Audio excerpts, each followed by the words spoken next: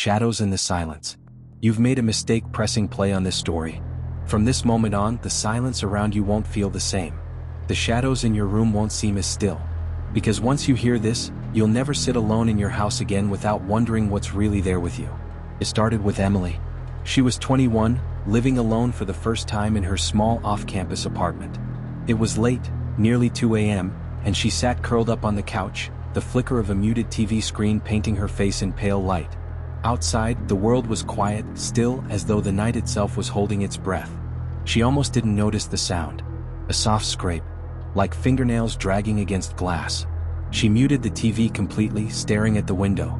Her apartment was on the 3rd floor. No balcony, no fire escape. Yet the sound came again. Scrape, scrape. This time, slower, deliberate. Emily's breath hitched, her heart pounding so loudly she swore it might give her away. She rose slowly, every nerve in her body screaming to stay still, to ignore it. But something, curiosity or fear, pulled her toward the window. The curtains trembled as if someone had brushed them from the outside. Her phone buzzed on the counter. A text from an unknown number lit the screen. "Why did you move the curtain?" She froze, phone clutched so tight her knuckles turned white. Her eyes darted to the glass. Her reflection stared back, but behind it, just for a second, she saw another face. Hollow eyes. A grin too wide for any human mouth. The phone buzzed again. "Don't look at me." Emily stumbled back, the sound of her own heartbeat filling her ears. She tried to dial 911, but her fingers shook too hard, slipping across the screen. Then, another sound. A whisper. Not from the phone, not from her head. This one came from the room itself. A voice so close, it might have been right behind her ear. "Put the phone down." She turned. No one was there. The room was empty, but the shadows along the walls stretched unnaturally long, reaching toward her like fingers. Emily ran to the front door, fumbling with the lock. The bolt slid back with a loud clack and she yanked the door open, only to find the hallway darker than she'd ever seen it.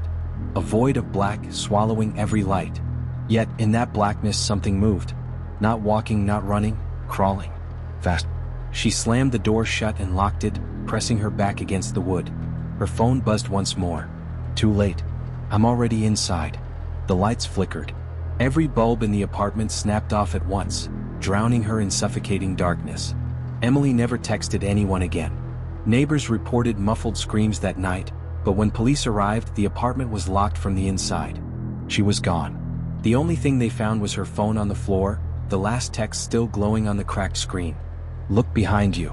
The second story comes from Daniel, a quiet man in his 30s who lived alone in a suburban house left to him by his grandparents.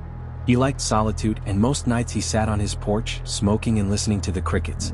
But one night he noticed something strange. The crickets stopped. The air became heavy, charged, like a storm was about to break. That's when he saw her. At the end of his driveway, a woman stood perfectly still.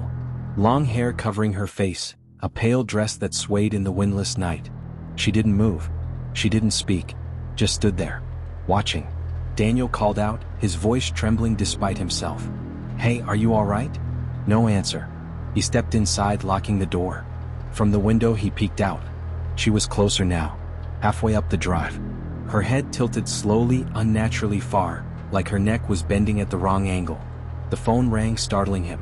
A known number. He answered with shaking hands. "Don't look at her," the voice hissed. Daniel dropped the phone. His chest tightened, panic clawing at him. When he looked back outside, she was gone. Relief washed over him, until he caught a reflection in the glass. She was standing behind him. The porch light flickered and everything went black. The third story is whispered among small-town police, the kind of tale they'll only share after too many drinks.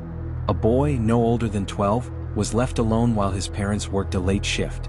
Around midnight he called 911, whispering that someone was inside his room. The dispatcher stayed on the line, asking him to describe what he saw. He said there was a man standing in the corner, tall and thin, with eyes that glowed faintly red. "Can you lock your door?" the dispatcher asked. "I can't," the boy whispered. "He's already inside." Officers rushed to the house, sirens blaring through the night. They found the boy's door locked from the inside. It took 3 men to break it down. The room was empty. The boy was gone. But on the wall, scrawled in something dark and wet, were words that made the hardened officer's blood run cold. "Thanks for letting me in. These stories are not just tales. They are warnings. The kind of warnings that whisper through your walls at night, reminders that being home alone doesn't mean being safe. And if you think this story is terrifying, you're nowhere near prepared for what comes next. Make sure you subscribe because this nightmare isn't over. It's just beginning. The thing that waits. You should have stopped at chapter 1. You should have closed this, shut your eyes and walked away. But you didn't.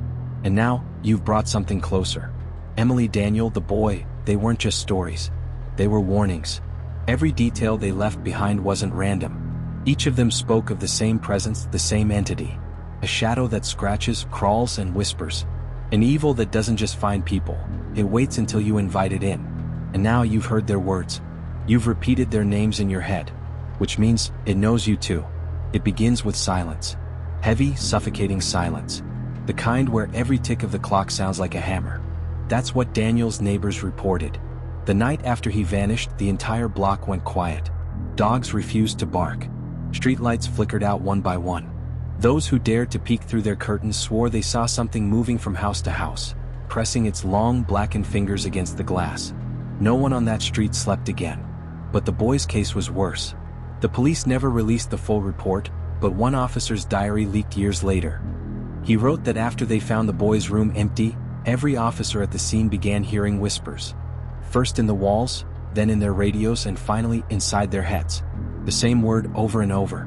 Thanks. One officer shot himself the following week. Another vanished without a trace.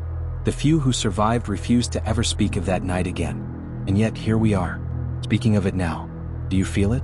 That prickling on the back of your neck? That shift in the air around you? That's how it starts. Exactly how Emily described it before she disappeared. The scrape of nails against glass. The sudden cold crawling up your spine. The heavy, uneven breathing just behind your ear. It doesn't matter if you're in your bedroom, your kitchen, or your car. If you've listened this far, you've already opened the door. You've already let it know where you are.